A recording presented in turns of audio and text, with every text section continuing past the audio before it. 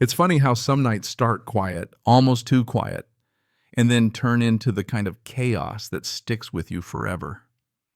That night, the air was cold enough to bite the wind howling through the pines like it knew a storm was coming. I had just gotten the fire going, that familiar crackle filling the cabin, when I heard it engines. Not one, not two, more than I could count, rolling slow up my gravel driveway. Headlights cut through the trees like angry eyes bouncing off the log walls, and in seconds my escape route was blocked by a convoy of SUVs. My stomach tightened. I stepped out onto the porch, heart pounding, and that's when I saw her. Red blazer, high heels sinking into gravel, folder clutched in her hand like it was the 10 Commandments. Karen Whitmore. And trust me, she lived up to every syllable of her name. "You've been warned enough times." "Sam," she shouted, the kind of voice that was used to getting its way. "Tonight you're out.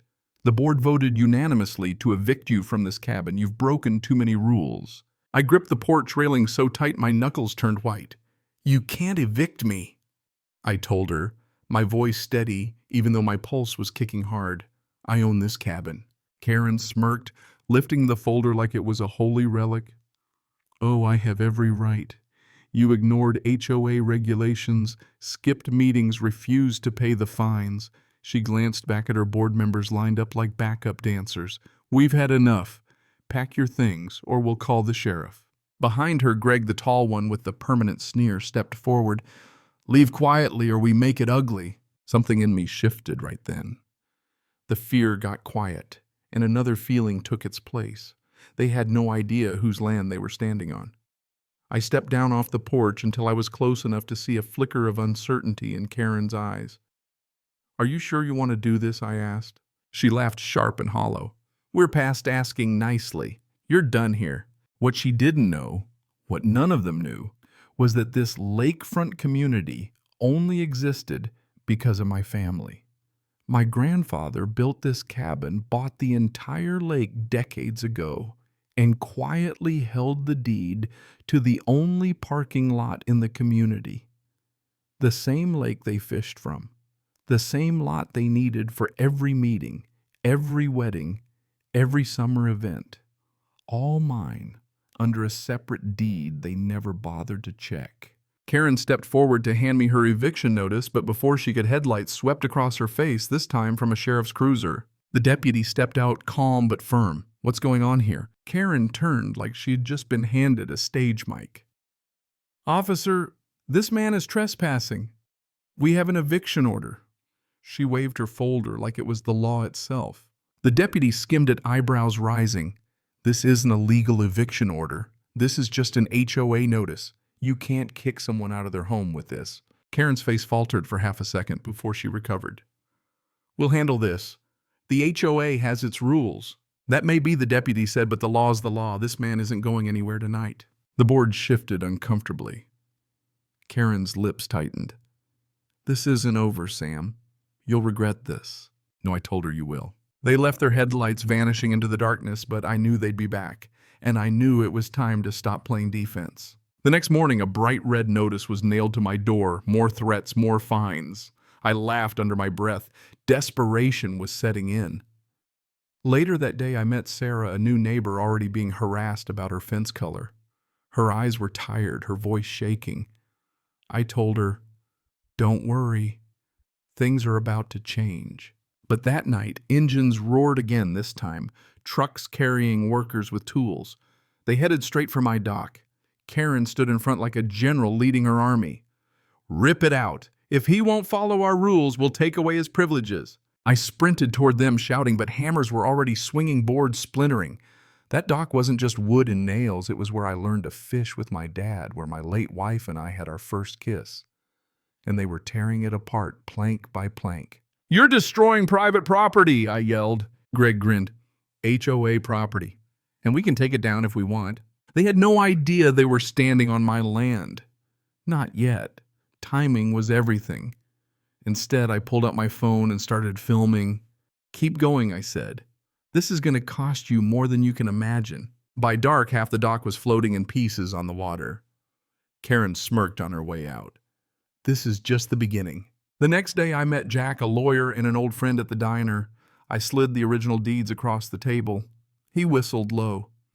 "You've been sitting on this the whole time." "I never needed it," I said, "until now." He flipped through the papers. "Sam, you got them by the throat. They can't hold meetings, tournaments, or even let guests park without your permission. You want to go nuclear." "I just want them to stop bullying people," I told him. Jack smiled. "Then let's start with a restraining order." The weeks that followed were a chess match.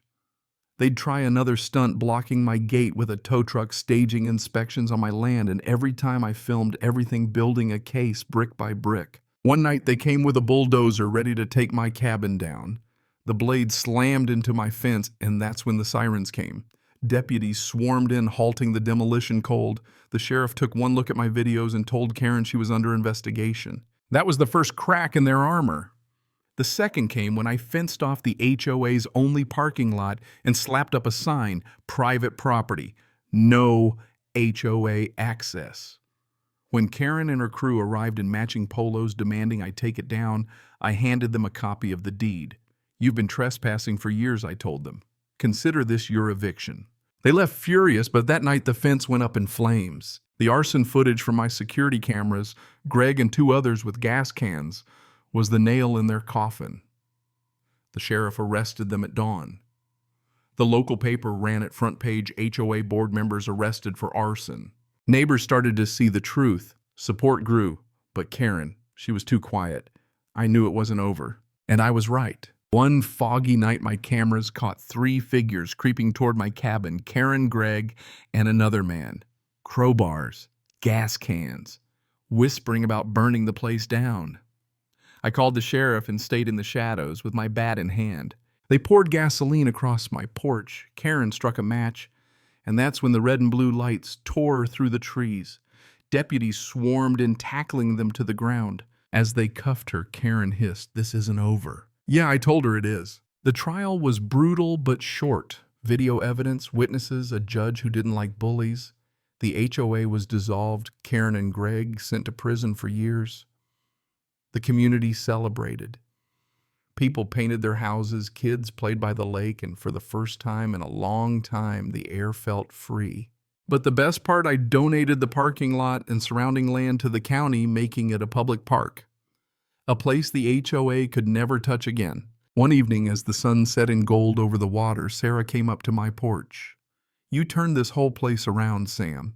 You reminded us what community is supposed to be." I looked out at the rebuilt dock, kids fishing, families laughing. Sometimes I said, "You've just got to stand up to bullies." You know what I mean. The lake was calm, the fight was over, and for the first time in months, I slept easy. So where are you watching from? Because if this story proves anything, it's that when people think they own everything, it only takes one person with the truth and the guts to use it to show them who really holds the power.